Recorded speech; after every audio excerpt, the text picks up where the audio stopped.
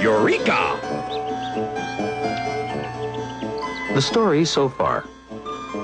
Things which are moving have the ability to do work and to apply a force through a distance.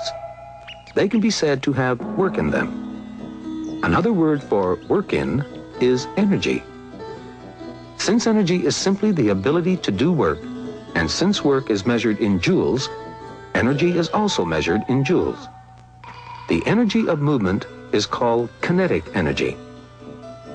And now, potential energy. Once upon a time, a very small man had to do battle with a very large giant. The only thing that the small man had going for him was his sling. When he let loose with it, the mass of the stone combined with its speed to give it kinetic energy with which it was able to do work on the giant, thereby applying force and exerting that force through a distance.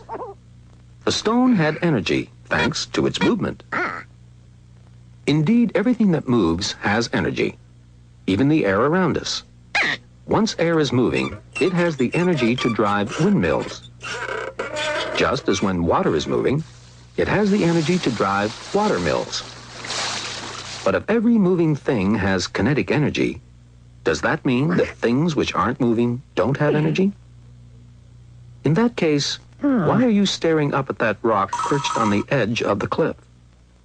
Why be frightened of it? It can't have any kinetic energy because it's not moving. And if it hasn't any kinetic energy, it can't do any work on you, can it? But maybe you'd better move out of the way all the same. Why? Because of the rock's position on the edge of the cliff. It hasn't any movement so far, but it looks as if it's on the point of having quite a lot of movement any minute now. Because the force of gravity wants very much to make it fall off the cliff. That means that in a sense, the rock has a lot of energy stored up in it, a lot of what scientists call potential energy, or the energy of position. The slightest puff of wind, and that potential energy will immediately start being transformed into kinetic energy. That's how the energy of position becomes the energy of movement. Uh-oh, don't look now. But it's time to use some more kinetic energy to do some more work on that giant. Whoops. Hold on. What's happening? Let's do that again in slow motion. The stone lost more and more speed as it left your sling because of the force of gravity trying to pull it down.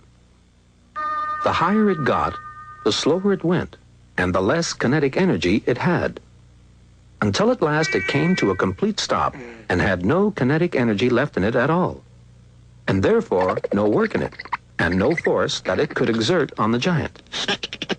But where did all that kinetic energy go? Is it lost forever?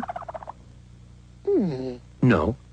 It's being transformed into potential energy. The work that the little man put into slinging the stone is now stored up in the stone. But of course, in reality, the stone only stops for a split second, and then immediately starts coming down again, until it has got back all the kinetic energy that it had in the first place. Meanwhile, back at the cliff edge, the giant finds all this very amusing.